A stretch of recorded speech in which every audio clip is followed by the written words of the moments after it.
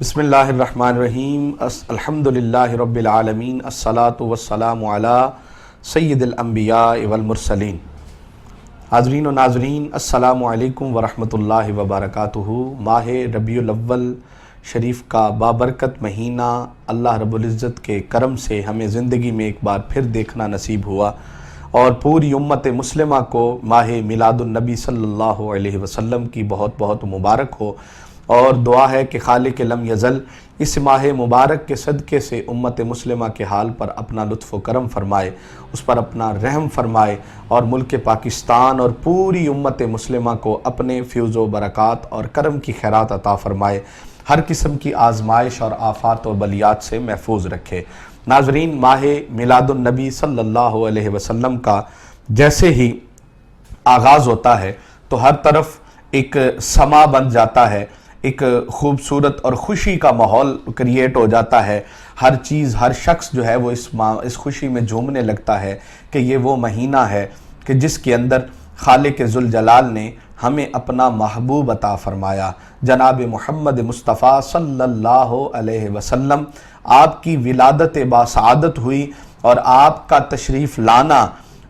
کائنات میں کائنات کی ہر چیز کے لیے، نہ صرف انسانوں کے لیے بلکہ کائنات کی ہر مخلوق کے لیے، ہر شے کے لیے، ایون کہ پتھروں کے لیے، درختوں کے لیے، پرندوں کے لیے، نباتات، حشرات، حیوانات، سب کے لیے اللہ رب العزت نے جب آقا علیہ السلام کو اس دنیا میں ظاہری مبعوث فرمایا تو حضور سب کے لیے دست رحمت بن کر آئے، رحمت کی چادر بن کر آئے۔ ہر شخص کو رحمت کا فیض ملا، ہر کسی کو آقا علیہ السلام کی آمد کا فیض نصیب ہوا، ظلمتیں چھٹ گئیں، اندھیرے ختم ہو گئے، اور وہ جو ظلم کے بازار گرم تھے، وہ جو مظلوم کا کوئی داد رسی کرنے والا نہیں تھا، کوئی مظلوم کا وارث نہیں تھا، کوئی مظلوم کو دیکھنے والا نہیں تھا، مظلوم کی سننے والا نہیں تھا، تو خالق ذوالجلال نے یہ وہ در یتیم پیدا فرمایا کہ جو ساری کائنات کے لیے اپنی رحمتوں، برکتوں اور عظمتوں کے وسیلے لے کر آقا علیہ السلام تشریف لائے۔ اور 12 ربیع الاول کو، بعض روایات میں 9 ربیع الاول بھی لوگوں نے کہا، مگر اتھینٹک جو روایت ہے وہ یہی ہے کہ 12 ربیع الاول کو آقا علیہ السلام کی ولادت باسعادت ہوئی۔ تو جب سرکار تشریف لائے، جب آقا علیہ السلام اپنی ماں کے پیٹ میں تھے، تو اللہ پاک نے اسی وقت سے ہی آپ کے فیض و برکات کائنات پر ظاہر کرنا شروع کر دیے تھے کہ آپ فرماتی ہیں جناب سیدہ طیبہ سیدہ آمنہ رضی اللہ تعالی عنہا، جو آقا علیہ السلام کی والدہ ماجدہ ہیں، وہ فرماتی تھی کہ جب میرے بطن میں جناب رسول اللہ صلی اللہ علیہ وسلم آئے تو آقا علیہ السلام کی برکت سے آپ فرماتی میں جدھر سے گزرتی بادل مجھ پہ سایہ کیا کرتا تھا، میں پتھروں کے پاس سے گزرتی وہ سلام پڑھتے تھے، درختوں کے پاس سے گزرتی درخت جھک جایا کرتے تھے، میں کنویں سے پانی بھرنے کے لیے جاتی تو کنویں کا پانی اوپر کی طرف آ جاتا، مجھے پانی کھینچنا نہیں پڑتا تھا، پانی خود بخود میرے برتن کے قریب آ جاتا تھا۔ یہ آقا علیہ السلام کی قبل از ولادت جو ہے وہ فیوز و برکات ہیں۔ اور ایک بڑی مستند روایت ہے کہ جناب عبداللہ رضی اللہ تعالیٰ عنہ، جو آپ کے والد ماجد تھے، ان کے مکہ میں آپ بہت خوبصورت تھے، تو مکہ کی ایک بڑی خوب رو عورت جس کو بڑے بڑے سرداران نے شادی کا پیغام بھیجا لیکن انہوں نے انکار کر دیا، تو اس نے خود جناب حضرت عبداللہ کو نکاح کا پیغام بھیجا، مگر آپ نے کوئی توجہ نہ دی۔ جب آپ کی شادی حضرت جناب آمنہ رضی اللہ تعالیٰ عنہا سے ہو گئی، تو جب وہ نور جو جناب حضرت عبداللہ کی پیشانی میں تھا وہ جناب آمنہ کے بطن میں جب منتقل ہوا، تو پھر آپ وہاں سے اس عورت کے پاس سے جو گزرے تو اس نے منہ پھیر لیا۔ اس پر حیرانگی کا اظہار کرتے ہوئے حضرت عبداللہ نے پوچھا کہ کل تک تو مجھ سے نکاح اور شادی کا پیغام بھیج رہی تھی اور خواہش مند تھی، آج مجھ سے منہ کیوں پھیر لیا؟ تو اس نے کہا، اے عبداللہ، میں نکاح اور شادی کی خواہش مند آپ سے آپ کی ذات کے لیے نہیں تھی، بلکہ وہ جو نور آپ کی پیشانی میں چمکتا ہوا نظر آتا تھا، میں اس کے لیے خواہش مند تھی، اور آج وہ نور مجھے نظر نہیں آ رہا، کیونکہ وہ نور جناب سیدہ آمنہ کے بطن میں منتقل ہو چکا تھا۔ تو یہ آقا علیہ الصلوۃ والسلام کے فیوز و برکات تھے۔ جب آقا علیہ الصلوۃ والسلام کی ولادت ہوئی تو جناب آمنہ فرماتی ہیں کہ مجھے کیسر و کسریٰ کے محلات نظر آنے لگے، اور آسمان سے ستارے میرے گھر میں اتر آئے، چاند میرے گھر میں اتر آیا، روشنیاں ہی روشنیاں چھا گئیں، ہر طرف خوشبو پھیل گئی۔ اور جب آقا علیہ الصلوۃ والسلام کی ولادت ہوئی تو جیسے نارمل بچوں کے ساتھ جو معاملات ہوتے ہیں، میں نے دیکھا کہ آقا علیہ الصلوۃ والسلام کے ختنے ہوئے ہیں، میں نے دیکھا کہ حضور علیہ الصلوۃ والسلام کا وہ جو ایک ہوتی ہے ناف وہ کٹی ہوئی ہے، میں نے دیکھا کہ آپ کو غسل دیا ہوا ہے، آپ کے اوپر وہ نجاست نہیں ہے جس طرح کی عام بچوں پہ ہوتی ہے، پاکیزہ خوشبو ہے۔ اور میں نے دیکھا کہ چند خوب رو عورتیں آئیں، فرشتے آئے، ملائکہ نے آ کر مجھے مبارک دی۔ محمد صلی اللہ علیہ وسلم، جو آقا علیہ الصلوۃ والسلام کا نام عرشوں پہ ہے اور زمین پر محمد صلی اللہ علیہ وسلم ہے، وہ مجھے سب نے آ کے جناب احمد اور جناب محمد کی ولادت کی مبارکبادی دی، اور مجھے کچھ درد تکلیف بھی نہ ہوا، کچھ بھی نہ ہوا۔ جب آقا علیہ الصلوۃ والسلام کی ولادت باسعادت ہو گئی تو اللہ رب العزت نے جبرائیل کو حکم دیا، جبرائیل آج ایک جھنڈا عرش پہ لگاؤ اور ایک جھنڈا کعبے کی چھت پہ لگاؤ۔ اور اس سال اللہ رب العزت نے ہر گھر میں جہاں بھی کوئی ولادت ہونے والی تھی، اللہ کریم نے اپنے محبوب کی ولادت کے صدقے سے سب کو بیٹے عطا فرمائے، سب کو بیٹے عطا کیے، فراوانی ہو گئی۔ وہ جو قحط کے سال تھے جن میں عرب میں بارشیں نہیں ہوا کرتی تھیں، ہریالی نہیں پائی جاتی تھی، ہر طرف خیر ہی پھیل گئی، ہریالی چھا گئی، خوبصورت موسم آ گیا، اناج وافر مقدار میں ہو گیا۔ یہ آقا علیہ الصلوۃ والسلام کی ولادت کی برکتیں تھیں۔ پھر جناب دائی حلیمہ جب آقا علیہ الصلوۃ والسلام کو لینے کے لیے آئیں، پورا مکہ گھومی تو بڑے بڑے سرداران کے بیٹے تو باقی دائیاں لے کے جا چکی تھیں، آپ کی ڈاچی لاغر تھی، بڑی دیر سے پہنچی تو کوئی نہ ملا، تو جناب انہوں نے کہا کہ ایک یتیم ہے، جو کہ آقا علیہ الصلوۃ والسلام کے والد ماجد کا پہلے وصال ہو گیا تھا،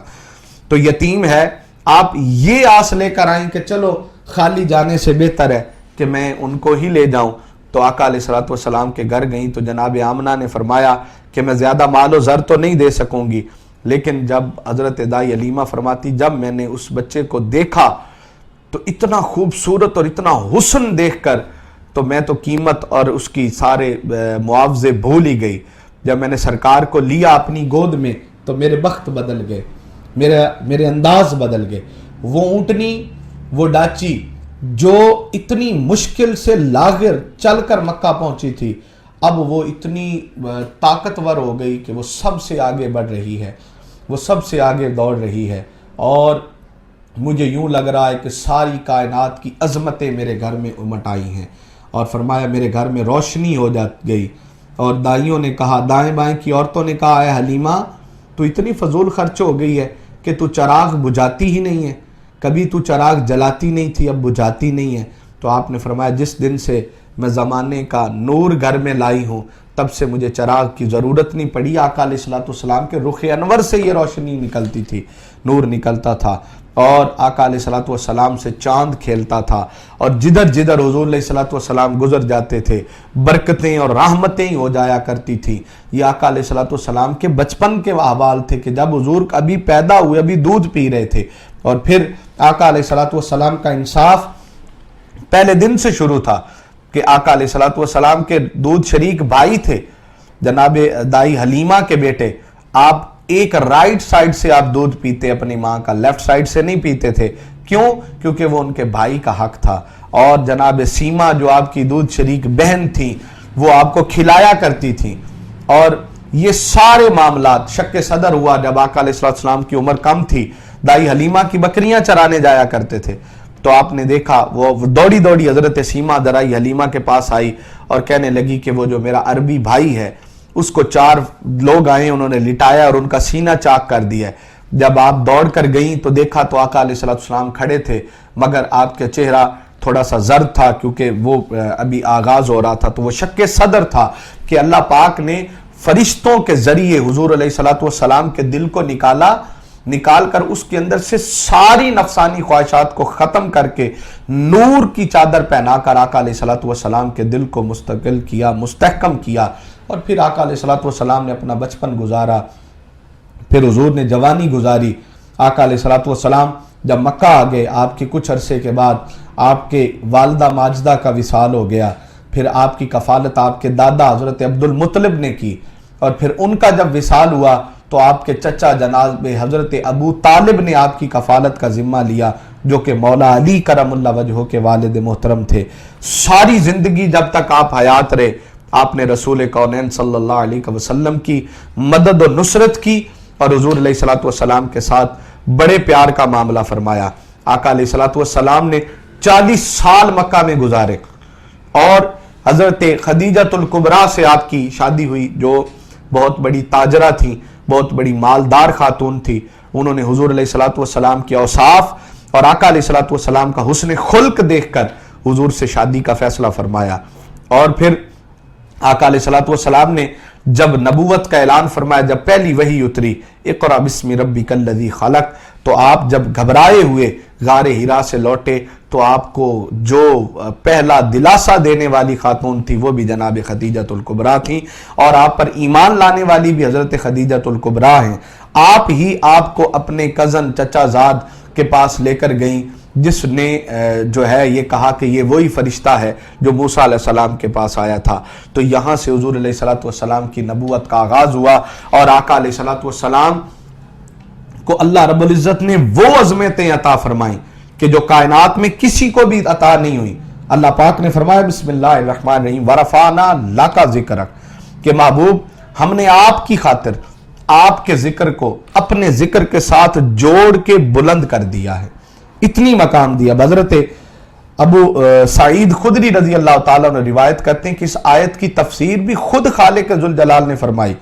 حضرت جبرائیل امین کے ذریعے جبرائیل امین حاضر ہوئے اور عرض کی یا رسول اللہ ان ربی، اور یا رسول اللہ میرا رب بے شک اور وربو کا یقول، میرا اور آپ کا رب فرما رہا ہے کیفا رفعت ذکر کا، کہ آپ نے دیکھا کہ میں نے آپ کا ذکر کیسے بلند کیا ہے، ہم نے آپ کا ذکر کیسے بلند کیا ہے۔ تو حبیب مکرم صلی اللہ علیہ وسلم نے فرمایا یہ اللہ تعالیٰ آپ کے ساتھ ہم کلامی کا ایک بہت محبت بھرا طریقہ ہے۔ کیا آقا علیہ الصلوۃ والسلام نے فرمایا کل تو اللہ و رسول عالم، کہ اللہ اور اس کا رسول بہتر جانتے ہیں۔ میں نے جبرائیل سے کہا اللہ اور اس کا رسول بہتر جانتے ہیں، یعنی آقا علیہ السلام نے فرمایا، یعنی آپ صلی اللہ علیہ وسلم اس آیت کی تفسیر اللہ سے ہی سننا چاہتے تھے کہ اللہ پاک اس کے بارے میں کیا بھیجتا ہے۔ رب کائنات نے پھر اس کی تفسیر بھیجی۔ حضرت جبرائیل امین نے عرض کیا یا رسول اللہ رب العزت فرماتا ہے کہ اس آیت کا مطلب یہ ہے اذا ذکرت ذکرت معی، کہ جہاں پر محبوب میرا ذکر ہوگا وہاں آپ کا ذکر ہوگا، اور جو شخص میرے ذکر کے ساتھ آپ کا ذکر نہیں کرے گا میں اس کے ذکر کو قبول نہیں کروں گا، میں اس کے ذکر کو ایکسیپٹ نہیں کروں گا، اس کا ذکر کامل نہیں ہوگا جس کے ساتھ آپ کا ذکر شامل نہیں ہوگا۔ یعنی اللہ رب العزت نے اپنے ذکر کے ساتھ اپنے محبوب کے ذکر کو جوڑ کر بلند و برتر کر دیا، عظمت والا کر دیا،